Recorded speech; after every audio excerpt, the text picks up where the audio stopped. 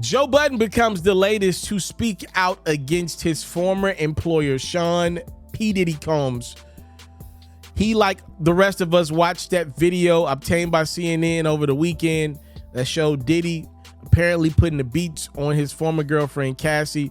And on the latest episode of the Joe Budden podcast, Joe did not mix words about Diddy. Before I started that State of the Culture job, me and Puff had like a heart-to-heart where he looked me in my eyes and said, yo, I heard a lot of stories about you, and I hear that you are a lunatic. And here, we appreciate the creative part of being a lunatic. So if you want to create in that fashion, you can.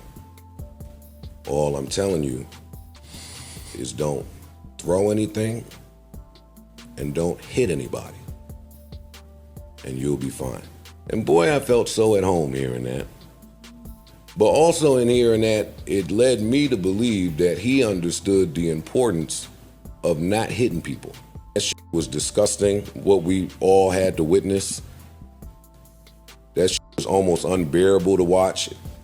I'm certain that that was triggering for a lot of people. Absolutely. A lot of people that saw it.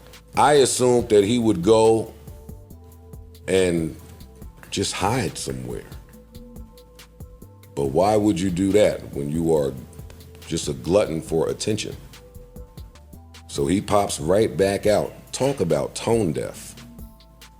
Talk about inability to read a room. Where are the publicists? Where's anybody in this moment? But he pops back out with this half-hearted bullshit apology that was like, it's almost offensive. It was like a slap in the face, that apology. And that CNN Puff story broke as we were recording. Literally. Mm-hmm. And while we did touch on it, when I listened back, I didn't feel like enough time was devoted to just how much of a lunatic that nigga looked like and what that means industry-wide for all parties involved out here. And he looks like a fucking nut. He looks like a complete monster. Just a complete evil piece of shit. Joe Budden has had some allegations made about him and women that he's dealt with in the past.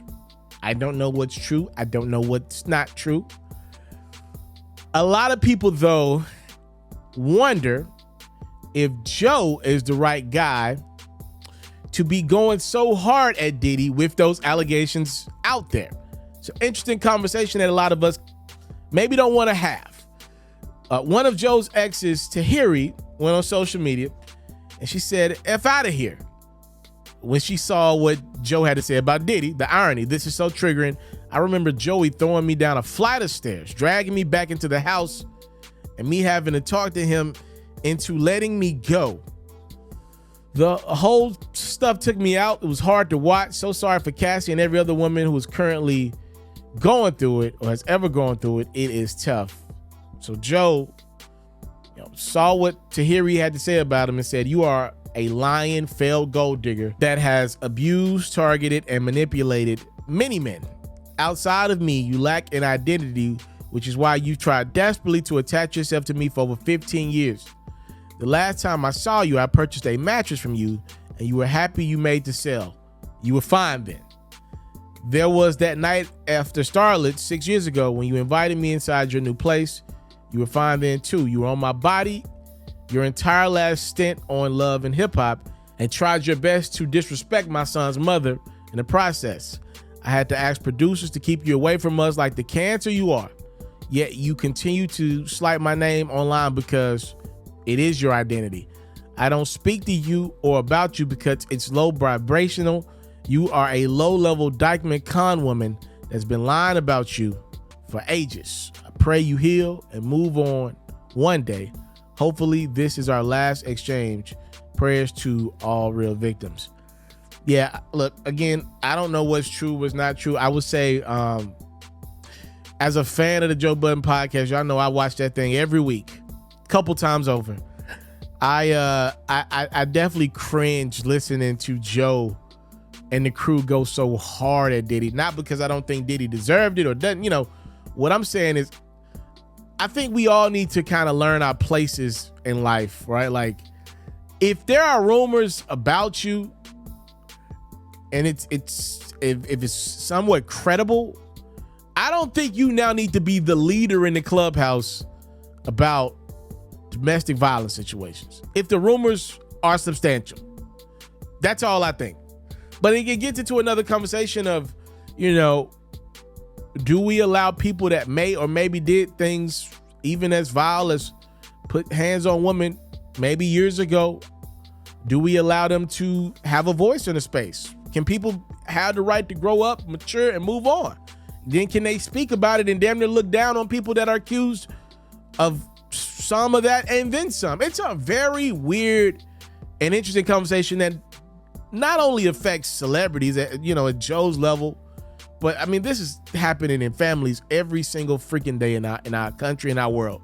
And what I'm saying is, when you know somebody that maybe was a person that was physical, and I got them in my family and friends, like this is the world we live in. Like, when it hits your doorstep, I will say, as a person that, you know, I'm human, it's a lot easier to talk about other people's stuff when it doesn't involve you.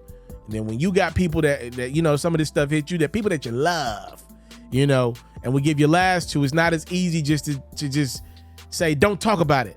Because sometimes, to me, the best teachers for me are people that have been through things that I have not been through, so I don't got to waste of time going through the mistakes.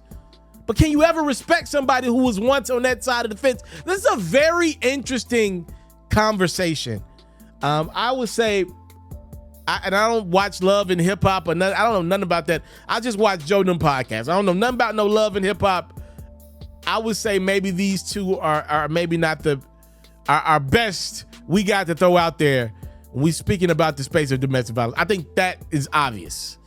Time, love, and support. And you don't have to be the center of every conversation in the culture. Like, I love Joe's podcast, but I don't think they need to be the center of that one. I don't. I think they do an incredible job having great music conversations, entertain the hell out of me a couple times a week. But I don't think they need to be the centerpiece of that conversations with allegations out there about Joe and the fact that he worked with this guy and stood by this guy. I don't know about that one, man. I don't. Time, love, support. It's what your boy will never take for granted. Let me know your thoughts. I'm out. If you are like me and love flexing your NBA knowledge, you should head over to the best place to play fantasy sports. That's Underdog Fantasy. For me, I love the pick'em game. It's super simple to play too. All you got to do is go to the Underdog Fantasy website or app, pick whether a player will have a higher or lower stat line for that game, get all your picks right, and you can win up to 20 times your money. And when you sign up, if you use my code FERRO, your deposit will get doubled. You can't beat that. Again, head over to today's sponsor, Underdog Fantasy's website or app, use my code FERRO, and your first deposit will get doubled. Do you want to see your favorite athlete live in action next time they're in your town? Or do you want to see your favorite artist performing in concert next time they're in a city near you? Head over to the SeatGeek website or app and use my code HoopsFerro for $20 off your first purchase. Make sure you subscribe to the It's Mr. Taliaferro YouTube channel, and hey, donate a super chat. Follow me on Facebook at It's Mr. Taliaferro, cop a supporter badge. The Underdog Fantasy promo code is Ferro. The SeatGeek promo code is HoopsFerro. And follow me on Twitter at It's Mr. Ferro.